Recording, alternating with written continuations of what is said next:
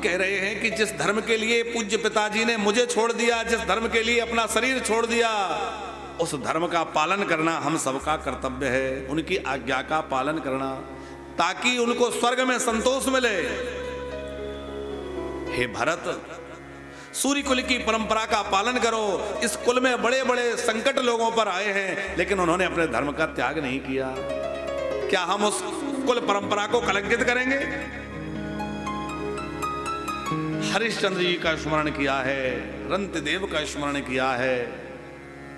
इसमें कैसे कैसे महापुरुष हुए हैं। भरत जी समझ गए मुझे क्या करना है।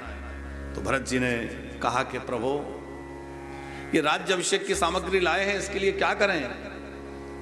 तो राम जी ने कहा कि ये जो राज्याभिषेक की सामग्री लाए हो, अनेक तीर्थों का जल है, अनेक प्रकार की औषधियां हैं, वो सब सामग्री क्या करें? बोले यहाँ जो कूप है, इस कूप में आप इस सामग्री को डाल दो। और जो भरत कूप के नाम से कहा जाता है, अत्रि जी के आश्रम के पास है, वहां ले जाकर भरत कूप में, उस कूप में वो सब सामग्री डाल दी गई। तो ऐसा कहा जाता है कि उस कुएं का जल आज भी बड़ा स्वादिष्ट, बड़ा मधुर और बड़ा गुणकारी है।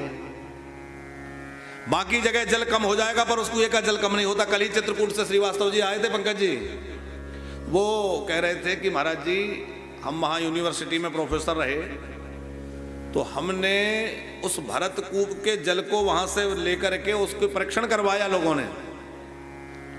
तो जो मिनरल वाटर होता है, बिल्कुल वैसा वो पाया गया, उसमें कोई त्याज्य अंश नहीं है। वो मिनरल वाटर की तरह एकदम शुद्ध प्योर पाया गया। और उसका स्वाद, उसके गुण क्या कहना। भरत कूप में वो सब जल विसर्जित किया गया। अब भरत जी ने कहा कि हम जरा परिक्रमा करना चाहते हैं। तो भरत जी ने जो है वहां चित्रकूट की परिक्रमा की है। पूरा समय मिलाकर के 5 दिन भरत जी चित्रकूट में विराजे हैं।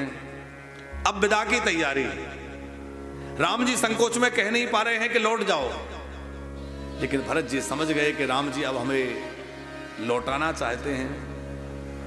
तो भरत जी ने कहा, प्रभु कल अच्छा दिन है, आपकी आज्ञा हो तो हम सब अयोध्या जाएं। आप मुझे सुंदर शिक्षा दीजिए, मुझे क्या करना चाहिए, मुझे कुछ शिक्षा दीजिए। तो बड़ी सुंदर शिक्षा राम जी ने भरत जी को प्रदान की है। मोर तुम्हारे परम पुरुषार्थ, स्वार्थ सुजसु धर्म परमार्थ, पितु आयसु पालहि दोई भाई, लोक वेद भल भूप भलाई। हे भरत, मेरा और तुम्हारा सबसे बड़ा पुरुषार्थ, स्वार्थ, परमार्थ और धर्म यही है कि हम माता पिता और गुरुजनों को खूब प्रसन्न रखें। पिताजी की आज्ञा पालन करें तो वो स्वर्ग में प्रसन्न रहेंगे।